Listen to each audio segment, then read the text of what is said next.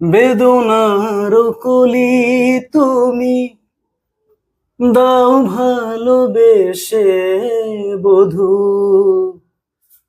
ফুল ফোটানোর চলে আমি ভরে দেব মধু, সেধে সেধে কেন তুমি মরণ নিলে। কত কি রয়েছে লেখা কাজলে কাজলে, নয়ন সরসী কেন ভরেছে জলে। কত কি রয়েছে লেখা কাজলে কাজলে, নয়ন সরসী। আচ্ছা, তো এটা হচ্ছে যেই অ্যাডভান্স 2022-এর একটা কোয়েশ্চেন, অসাধারণ একটা কোয়েশ্চেন, ছোট কোয়েশ্চেন, কিন্তু এর মধ্যে ছোট্ট একটা কনসেপ্ট লাগবে এবং কোথায় সেটা লাগবে সেটাই আমরা দেখব। তো প্রজেক্টাইল মোশনের একটা কোয়েশ্চেন, কোয়েশ্চেনটা আমি পড়ছি। Okay, a projectile is fired from horizontal ground with speed V. তো এখানে এটা ইউ হবে না, এটা হবে ভি। তো ইনিশিয়াল স্পিড ভি দিয়ে একটা প্রজেক্টাইলকে এমন করে ছোড়া হয়, অ্যান্ড প্রজেকশন অ্যাঙ্গেল থিটা। তো এখানে প্রজেকশন অ্যাঙ্গেলটা হচ্ছে theta. Okay, when the acceleration due to gravity is g, the range of the projectile is d. ওকে, তো এখানে বলেছে যখন গ্র্যাভিটেশনাল অ্যাক্সিলারেশন, যখন গ্র্যাভিটেশনাল অ্যাক্সিলারেশন g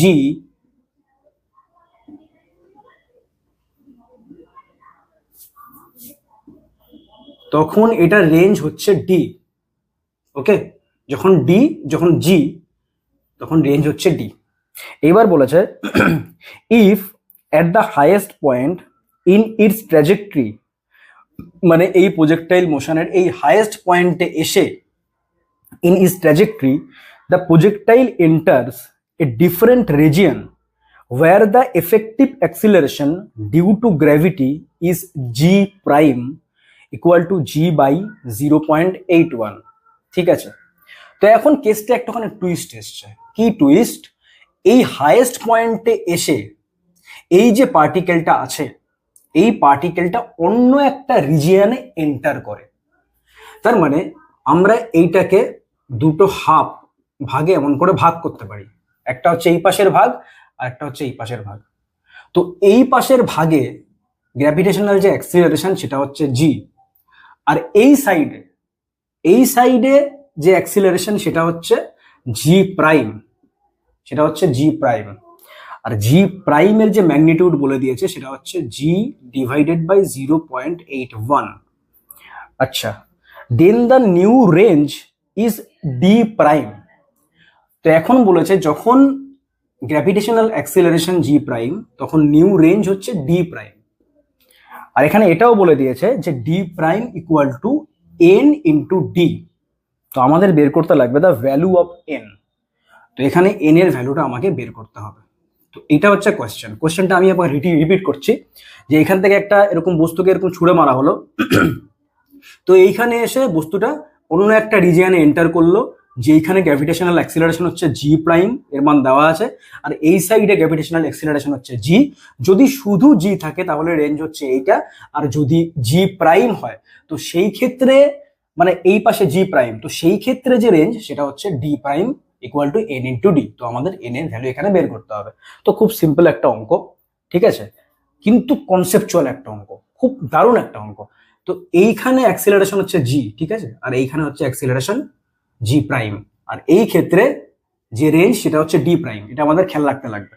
আচ্ছা, এইবারটা আমরা কি করব, একটা জিনিস খেয়াল করে দেখো, এইখানে দেখো এই যে হাইয়েস্ট পয়েন্টটা আছে না, এই হাইয়েস্ট পয়েন্টের ভ্যালু আমি প্রথমে বের করে নিই, আর এই যে রেঞ্জ মানে যখন অ্যাক্সিলারেশন জি, এই যে রেঞ্জ, সেই রেঞ্জটা আমরা বের করে নিই। এই দুটো আমাদের কাজে লাগবে, ঠিক আছে। আচ্ছা, হাইয়েস্ট পয়েন্টের ভ্যালু কি বেরোয় বলো?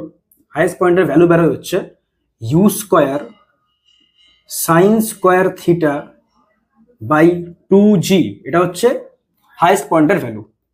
আর রেঞ্জের ভ্যালু কি বেরোয় বলো?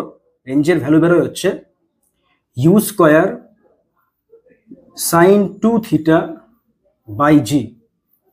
তো এটা হচ্ছে রেঞ্জ আর এটা হচ্ছে হাইট এইচ। কখন?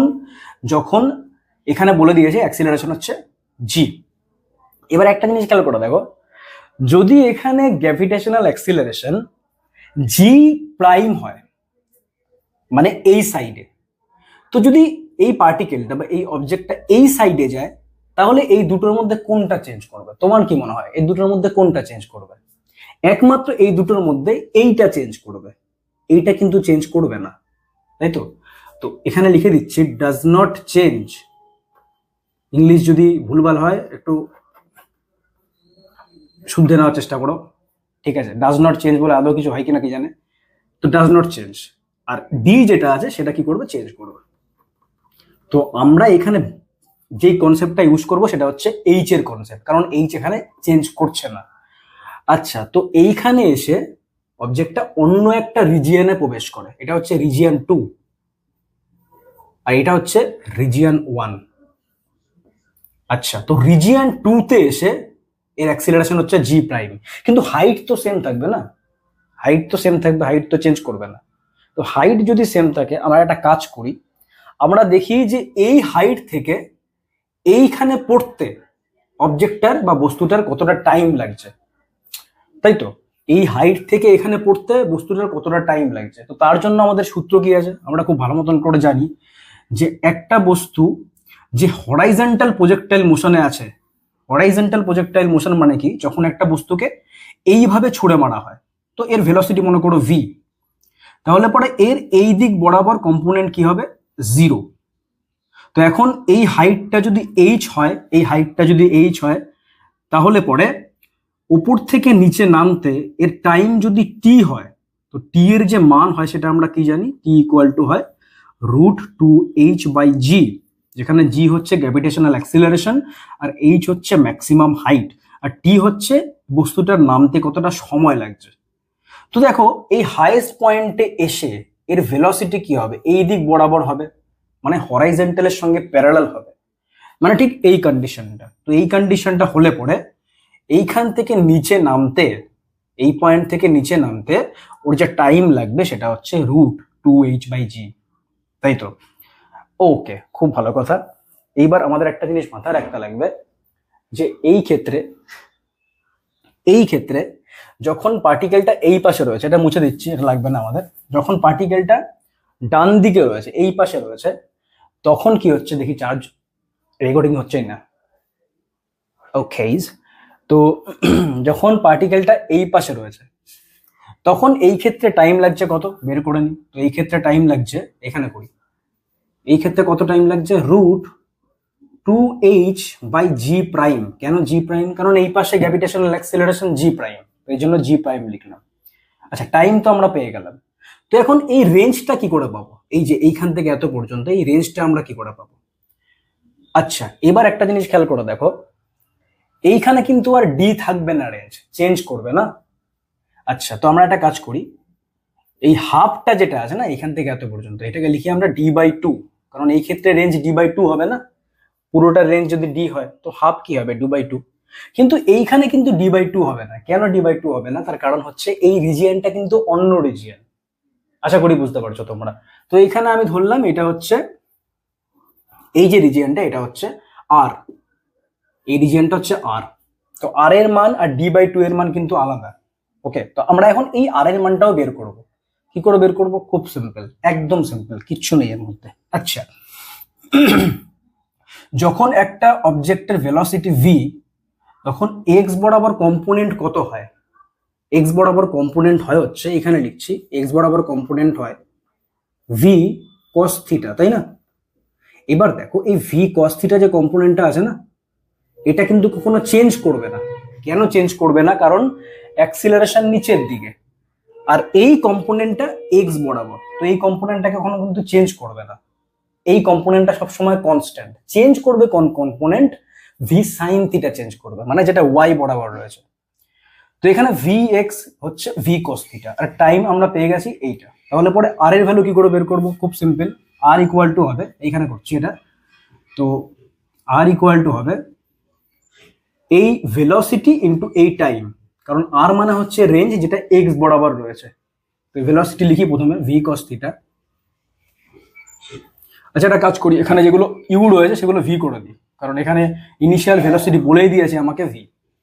ওকে, যেটা হচ্ছে V cos theta into time, এইটা এটা এখানে লিখে দিই 2h/g প্রাইম। ঠিক আছে, আচ্ছা তো এইবারটা আমরা কি করব, ভি কস থিটা লিখলাম। ওকে, আচ্ছা এবারটা এইচ এর মানটা এখান থেকে বসিয়ে দিই না আমরা। এইচ এর মানটা কি রয়েছে, এটা রয়েছে না, তো 2 into v square sine square theta by 2g, এটা হচ্ছে এইচ এর ভ্যালু, ইন্টু জি প্রাইম নিচে রয়েছে না, তো জি প্রাইমের ভ্যালু হচ্ছে জি বাই 0.81, তো জি বাই 0.81, তো 0.81টা চলে যাবে এই পাশে না, হলো। আচ্ছা তো এখান থেকে আমরা কি পাচ্ছি একবার দেখা যাক।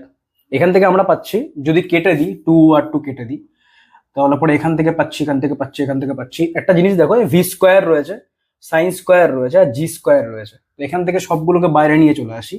তো এটা হচ্ছে ভি কস থিটা, আর তার সঙ্গে রয়েছে ভি স্কোয়ার বাইরে বেরোলে ভি হবে, সাইন স্কোয়ার বাইরে বেরোলে হবে সাইন থিটা, আর জি স্কোয়ার বাইরে বেরোলে হবে জি।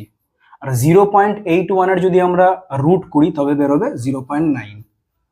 একটা জিনিস খেয়াল করে দেখো, এখানে কি হচ্ছে, একটা কাজ করি আমরা এখানে 2 দিয়ে গুণ করে দিই না, আর ওপরেও 2 দিয়ে গুণ করে দিই। তাহলে কেন করলাম, তার কারণটা হচ্ছে এখানে 2 সাইন থিটা কস থিটা মানে হচ্ছে সাইন 2 থিটা, আর এটা হচ্ছে ভি স্কোয়ার, তো v square sine 2 theta by 2g into 0.9, ঠিক না? তার মানে এটা কি হচ্ছে, ডি বাই 2 হচ্ছে না, এটা হচ্ছে 0.9 ইন্টু ডি বাই 2 হচ্ছে। এবার ঠিক আছে, 0.9 ইন্টু ডি বাই 2, এটা হচ্ছে রেঞ্জ বেরোলো আমাদের, আর বেরোলো না, এটা আমাদের আর বেরোলো। ওকে, আচ্ছা এবার একটা জিনিস খেয়াল করে দেখো, এইখানে টোটাল রেঞ্জ কত হচ্ছে, টোটাল রেঞ্জ হচ্ছে ডি প্রাইম, এই যে D prime equal to D by 2 plus R, তাই না? তো ডি বাই 2 প্রথমে লিখি, আর আর যেটা বের করলাম সেটা হচ্ছে 0.9 ইন্টু ডি বাই 2। তো এখান থেকে যদি ডি বাই 2 আমি কমন নিই, তো ভেতরে কি থাকছে 1 প্লাস 0.9, তার মানে 1 প্লাস 0.9 মানে হচ্ছে 1.9 ইন্টু ডি বাই 2। এখন 1.9 বাই 2 কত হয়, 1.9 বাই 2 হয় হচ্ছে 0.95, একদম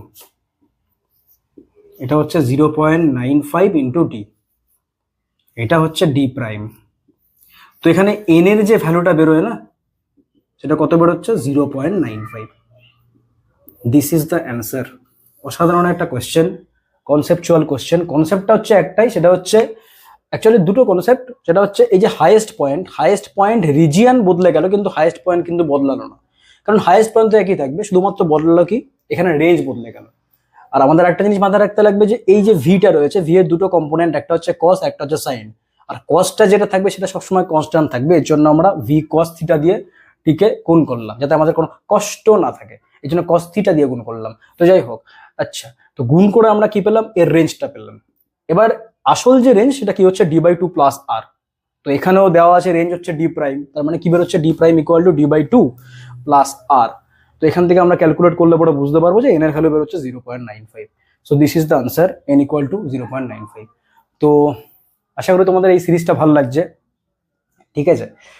এই ফেসবুকে তো এটা আপলোড হচ্ছেই, ফেসবুকে কজন লোক দেখবে, তো এটা অলরেডি কিন্তু ইউটিউবে আপলোড আছে, ঠিক আছে? তোমরা চাইলে পরে সেখানে দেখতে পারো, সেই চ্যানেলটাও দেখতে পারো। তো যাই হোক, পুরো ভিডিওটা দেখার জন্য সবাইকে thank you so much, thank you very much.